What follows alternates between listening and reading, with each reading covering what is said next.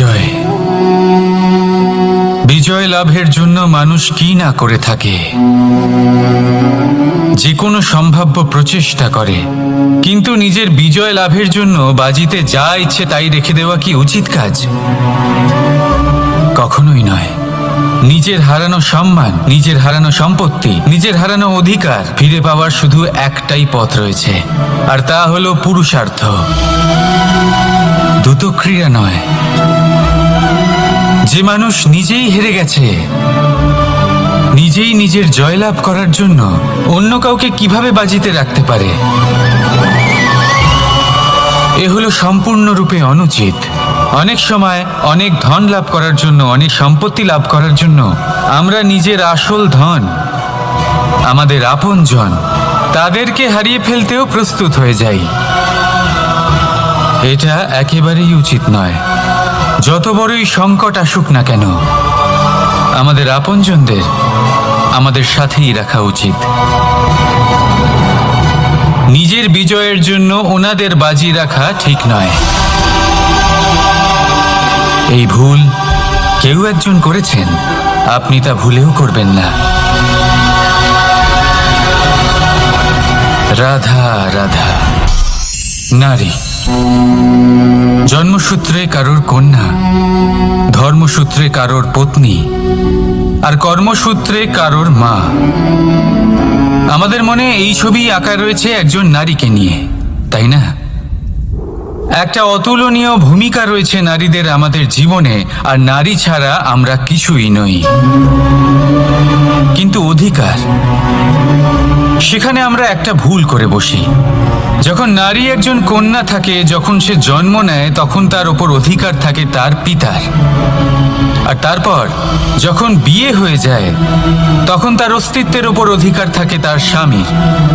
আর যখন তিনি মা হন, তখন নিজেই তিনি জীবনের সমস্ত অধিকার দিয়ে দেন তার সন্তানকে। কিন্তু আমরা কি কখনো এটা ভেবেছি এই জীবন হলো তার নিজের? যে নারী সবার কল্যাণ করছেন, তার জীবনের অধিকারও তার কাছেই থাকা উচিত, তাই না? তার নিজের জীবনের সিদ্ধান্ত সে নিজেই নিতে পারেন, নিজেই নিজের ভাগ্যের রচয়িতা হতে পারেন।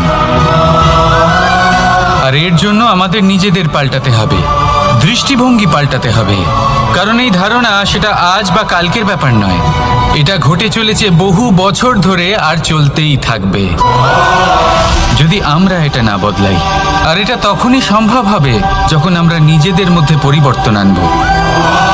তাই আজকের পর থেকে, এই মুহূর্ত থেকে কোনো নারীর ওপর অকারণ অধিকার স্থাপনের আগে সহস্রবার ভেবে দেখবেন। কারণ যখন নারী নিজের অধিকার কেড়ে নিতে বাধ্য হবেন, তখন শুধু এবং শুধুমাত্র বিনাশই ঘটবে। রাধা রাধা।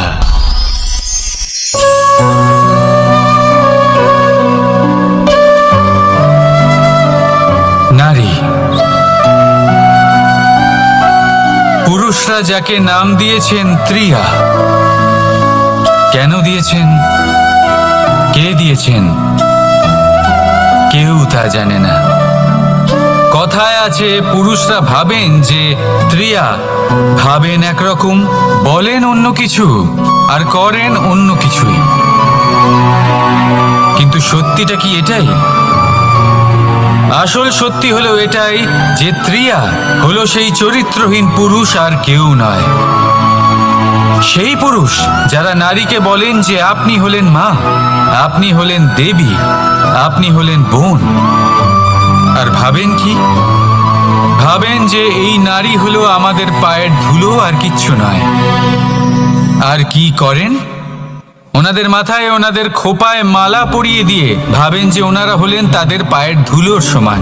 একজন নারীর সম্মান ভঙ্গ করেন, তাদের দাসী মনে করেন। ভুলবেন না, যত্র নারীয়াস্ত পূজ্যন্তে রমন্তে তত্র দেবতা। অর্থাৎ যেখানে নারীকে পুজো করা হয়, সেখানে ঈশ্বর বাস করেন। আর যেখানে নারীকে অপমান করা হয়, সেখানে ঈশ্বর এবং ভাগ্য এই দুই রুষ্ট হয়।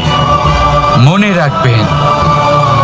যদি নারী কল্যাণকারী হতে পারেন তাহলে নারী মহাচণ্ডী রূপও ধারণ করতে পারেন। যদি একজন নারী মাতা হয়ে জন্মদান করতে পারেন তাহলে নারী মৃত্যু হয়ে বিনাশও করতে পারেন। যেখানে নারী অপমানিত হবেন সেখানে মহান ভারতও মহাভারতের পথে অগ্রসর হতে পারে। তাই মনে রাখবেন, নারীর অপমান যেন কখনোই না ঘটে। আর যদি কোথাও নারীর অপমান হয় তার অর্থ হলো আপনার বিনাশ আপনার দিকেই আসছে। আর এটা হলো তার প্রথম পদক্ষেপের প্রথম পদধ্বনি। রাধা রাধা। যদি সন্তান কোনো দুষ্কর্ম করে তাহলে সেই অপরাধ শুধু কি সেই সন্তানের? না, যদি সন্তান দুষ্কর্ম করে তাহলে অপরাধী তার মাতা পিতাও, যারা পুত্রমোহর কারণে সেই অনুচিত কাজে তাকে বাধা দেননি। অপরাধী হলেন তার পিতামহ, যিনি নিজের কর্তব্যবোধের কারণে নিজের পরিবারের যত্ন নেননি, যিনি সন্তানকে কখনো শাস্তি দেননি। অপরাধী হলেন তার সেই গুরুও, যিনি নিজের শিষ্যের সেই দুষ্কর্ম দেখেও তাকে প্রতিহতও করতে পারেননি। একজন হবু রাজার কর্তব্য হলো নিজের প্রজার কাছে সে যেন এক উদাহরণ প্রস্তুত করতে পারে। কিন্তু যদি এত অনুচিত উদাহরণ প্রস্তুত হয়ে থাকে তাহলে মা বাবার, বাড়ির বয়োজ্যেষ্ঠদের কর্তব্য হলো ওনারা যেন সেটা সেখানেই থামান, হয় ভালোবেসে নয়তো শাস্তি দিয়ে। যদি না থামানো হয় তাহলে মহাভারত অবশ্যম্ভাবী। অনেক ব্যক্তির মনে একটা প্রশ্ন জাগে আমাকে আর রাধাকে নিয়ে। বলেন যে না আমি আর রাধা একসাথে থাকি, না আমাদের বিয়ে হয়েছে, আমি এখানে দ্বারকাতে ও ওখানে বর্ষণাতে, তাও এত ভালোবাসা কি করে? এ কেমন সম্পর্ক? আমি তাদের একটা সহজ কথা বলতে চাই। আপনি কখনো আয়নার দিকে দেখেছেন? নিজের দুই চোখের দিকে তাকিয়ে জিজ্ঞাসা করুন, এই দুই চোখ একসাথে কেন বন্ধ হয়, একসাথে কেন খোলে, একসাথে কেন ঘুমোয়, একসাথে কেন কাঁদে? আজীবন কোনো এক মানুষের সাথে সম্পর্ক রাখা অবশ্যই সম্ভব, তাদের সাথে দেখা না করে। আমার আর রাধার ভালোবাসাও কিছুটা এরকমই, আর কিছুটা এরকমই হয় ভালোবাসা দুই নয়নের মতো, যারা কখনোই মিলিত হবে না কিন্তু চিরকালের জন্য একসাথে জুড়ে থাকবে।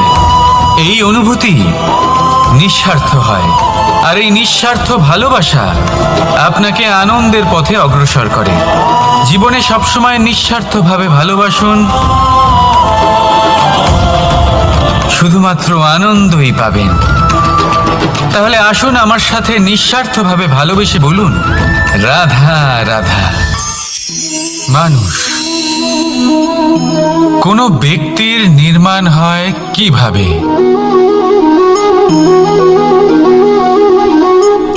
কেউ বলবেন পঞ্চতত্ত্বের দ্বারা, কেউ বলবেন আত্মা, দেহ ও চেতনার দ্বারা, কেউ বলবেন ঈশ্বরের কৃপার দ্বারা, তো কেউ বলবেন এই প্রকৃতির পরীক্ষার দ্বারা।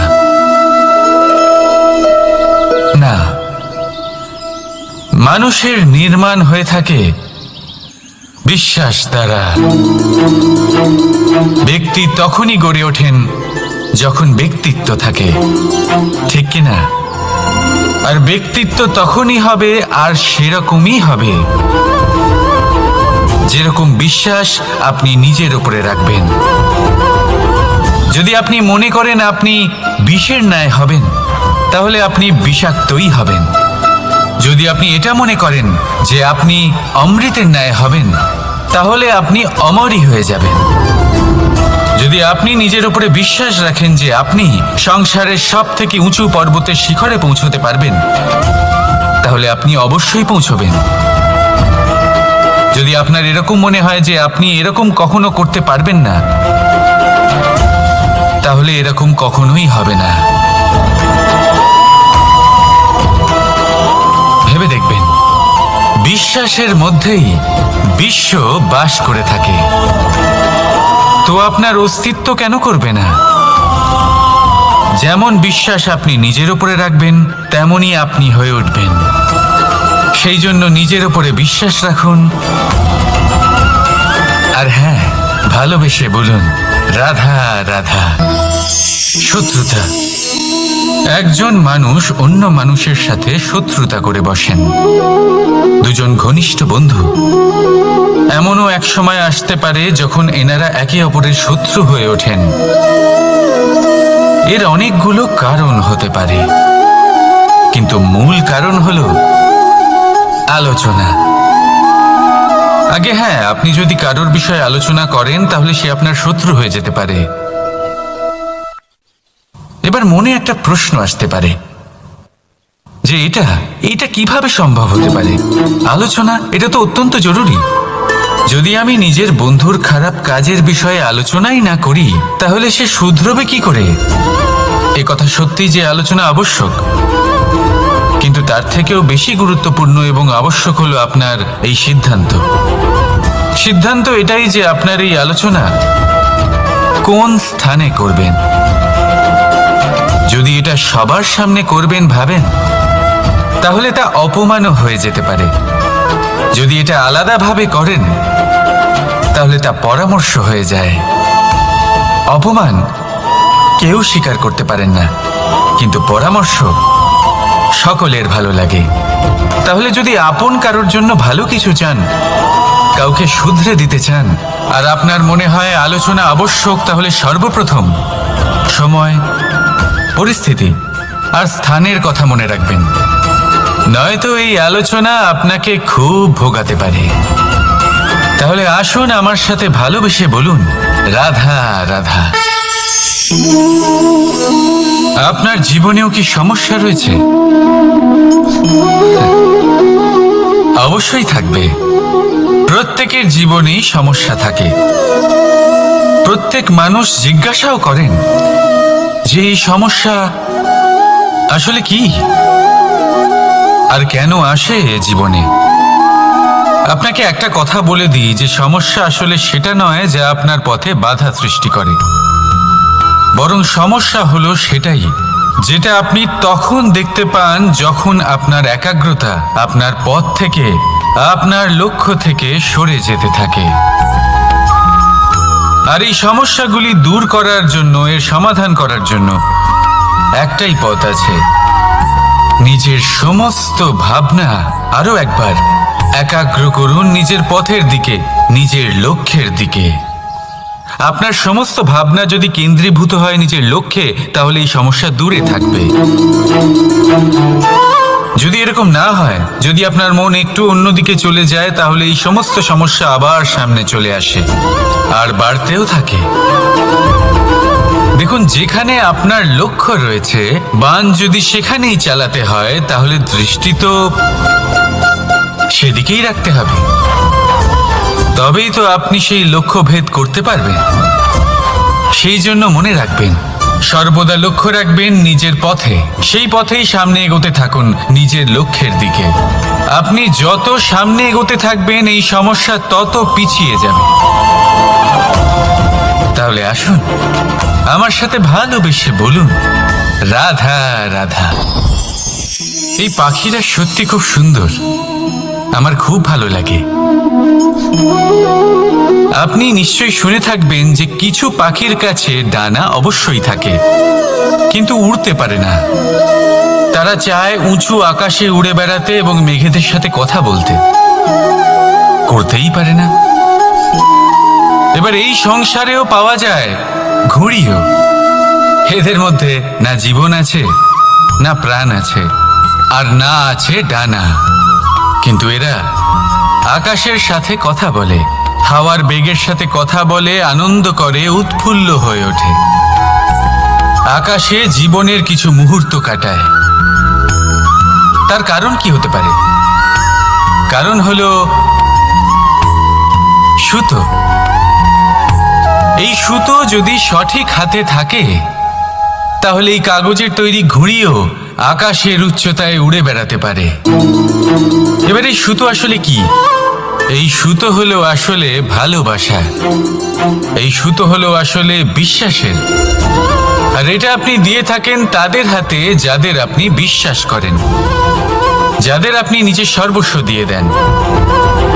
ভেবে দেখুন, এই ভালোবাসা আর বিশ্বাসের সুতো আপনি যদি সঠিক মানুষের হাতে দিয়ে দেন তাহলে আপনি অনেক উচ্চতায় উঠতে পারবেন, আকাশের উচ্চতায় উড়ে বেড়াতে পারবেন, মেঘের সাথে কথা বলতে পারবেন, পাখিদের মতো উড়তে পারবেন, যা ইচ্ছে তাই করতে পারবেন।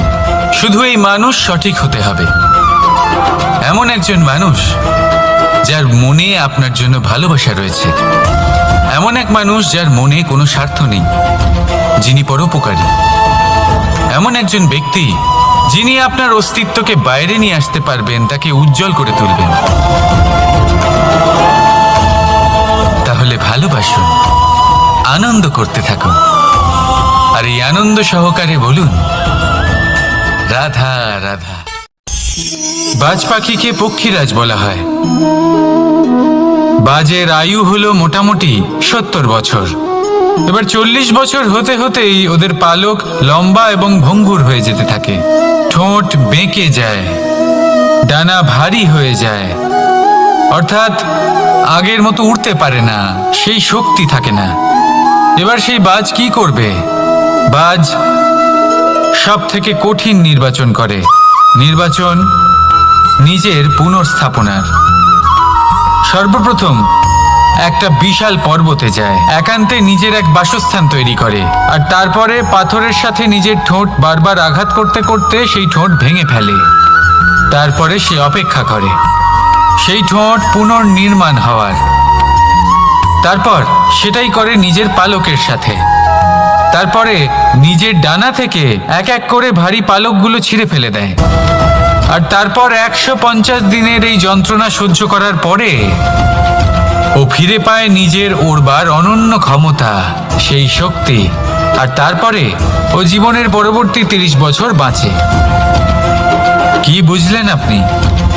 যদি ইচ্ছে শক্তি থাকে তাহলে একজন দুর্বলও শক্তিশালী হতে পারে। আপনিও এটাই করুন, নিজের অতীতের যন্ত্রণার বোঝাগুলিকে ত্যাগ করুন আর কল্পনার খোলা আকাশে উন্মুক্ত হয়ে উড়ে বেড়ান। নিজের পুনর্স্থাপনা করুন, তবেই সর্বশ্রেষ্ঠ হতে পারবেন। আর মনে রাখবেন, এই ছোট ছোট পদক্ষেপই বড় বড় শিখরে পৌঁছে দিতে পারে। তাহলে আসুন আর আমার সাথে ভালোবেসে বলুন রাধা রাধা।